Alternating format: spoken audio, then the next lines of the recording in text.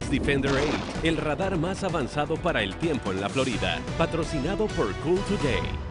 Buenas noches nuevamente y echémosle un vistazo a cómo están las temperaturas esta noche en nuestra ciudad. Por lo menos no hay nada de lluvia, las temperaturas continúan altas en 76 grados y el punto de rocío está en 71 y eso hace que nos sintamos un poco incómodos, un poco pegajosos, la humedad está bastante alta.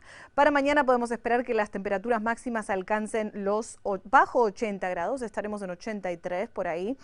Veremos algunas lluvias costeras por la mañana temprano, que luego se van a ir para la zona este, digamos, así que más tarde vamos a ver que empiezan en la zona este y se van a mover hacia el interior de nuestra región, así que es muy probable que vaya a necesitar este paraguas. En cuanto a las temperaturas mínimas, nos despertamos con temperaturas en los altos 60 grados y en algunos lados en los bajos 70, así que dentro de todo las temperaturas por la mañana no están tan mal. Lo mismo sucederá el jueves por la mañana, así que tengan eso en cuenta.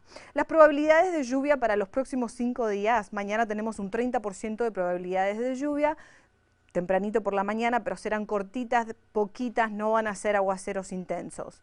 El viernes y el sábado tenemos un 20%, el domingo estaremos bastante secos y el día de Halloween es probable que veamos algunos aguaceros antes del anochecer.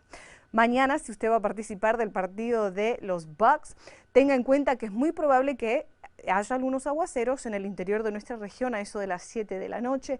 Después a las 8 vamos a estar parcialmente nublados, las temperaturas van a comenzar a bajar.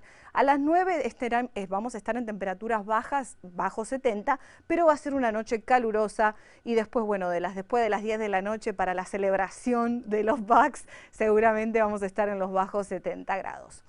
Hora por hora, les quiero mostrar aquí que mañana jueves, como les comentaba, muy probable, miren estos, algunas lluvias livianas que comienzan en la costa, luego por la tarde vamos a tener un poco más de algunos aguaceros intensos que después se mueven hacia el interior de nuestra región y después se van a ir desvaneciendo por la noche.